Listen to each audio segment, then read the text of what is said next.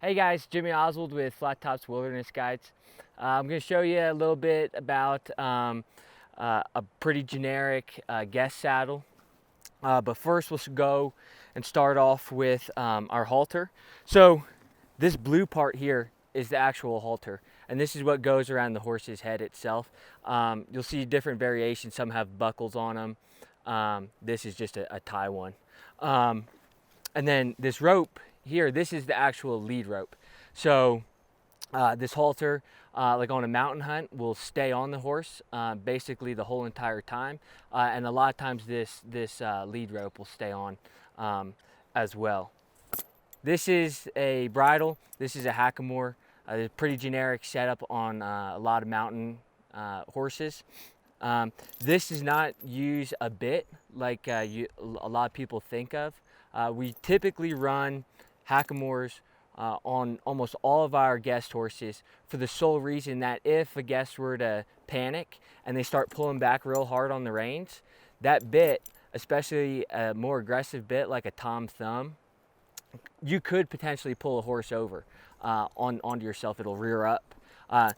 With a hackamore, it doesn't work that way. This noseband actually applies a little bit of pressure when you're reining the horse and pulling it back to get it to stop, and that pressure is what the horse listens to.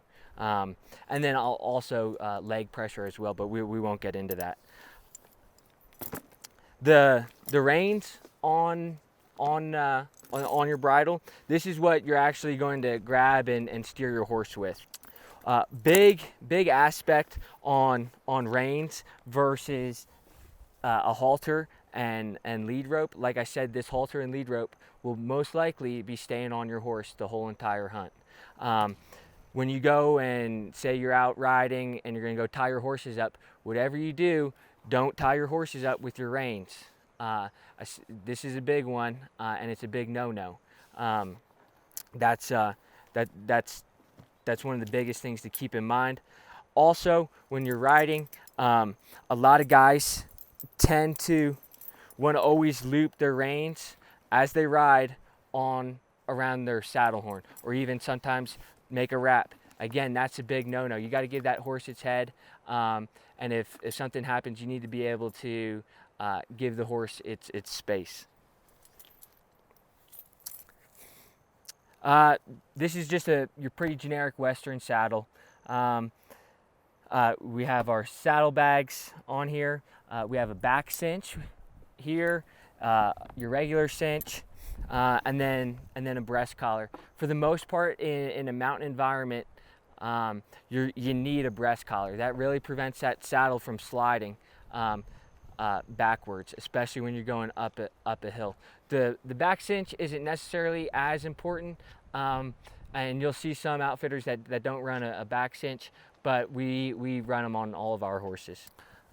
When you get to the pack station, or you're getting out ready to go every morning, you want to have some handy stuff right with you, and it's got to go in your saddlebags. We don't have guys ride with backpacks. Just for safety reasons. It throws off balance, and a lot of times the backpack ends up resting on the horse. But basically, for your essential day stuff that you may or may not need, you may throw a coat, an extra layer in your saddlebag, and then your water bottle and a snack or a lunch or whatever. Big thing on your saddlebags, they're not pack panniers.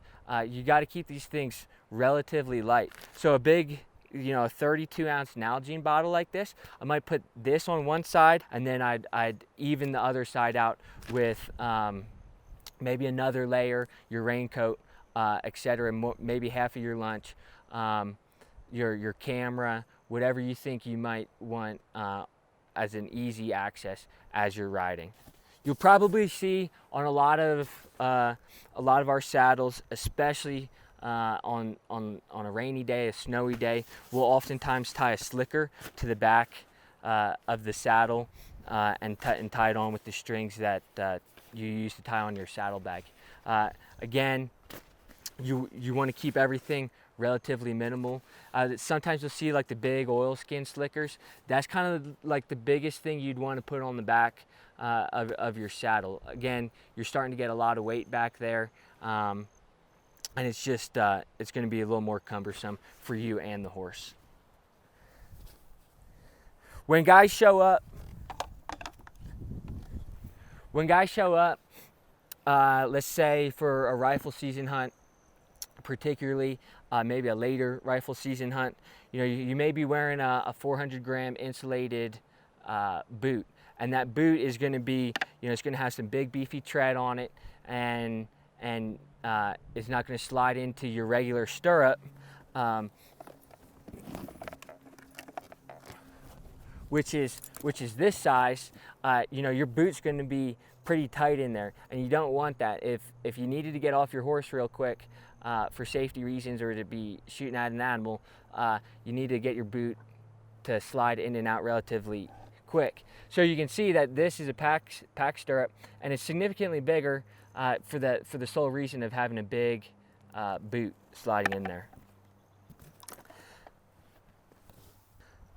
So the last part of your basic saddled horse is going to be your pads. We run a 2-pad system. This is a relatively thin pad, and then we run a bigger pad. A lot of folks you'll see run like a real thin blanket, and then run a heavier pad. Again, it's just to keep the horse from not getting rubbed up. So the very first and the very last part of getting your horse rigged up with the saddle is going to be putting this cinch on. This cinch wraps around the horse's belly and comes up over onto the onside, the left side of the horse, where you tighten it up.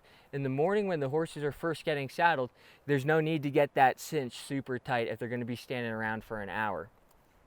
Right before you're ready to head out in the morning, or after you came back from an unsuccessful stalk, back to where the horses are tied up, you're going to first put on your bridle to the horse, and then before you untie your lead rope from the tree or the hitching rail, whatever it may be, you're going to come back over to your onside of the horse again and tighten that cinch up. There's really no need to cut that horse in half, especially for the more experienced riders. For a novice rider, it's going to be a little more important to get that cinch tighter. It's very common that within the first mile, or even a couple hundred yards from getting on that horse, you may notice that your saddle doesn't feel as tight as it was when you first got on. The horses have a tend to kind of bloat themselves up, and as you start walking, that cinch gets a little looser. If you feel that cinch getting loose, it's very important. Let your wrangler or your guide know, and they can come over and cinch that or tighten your cinch back up. Otherwise, that saddle again is going to start to roll.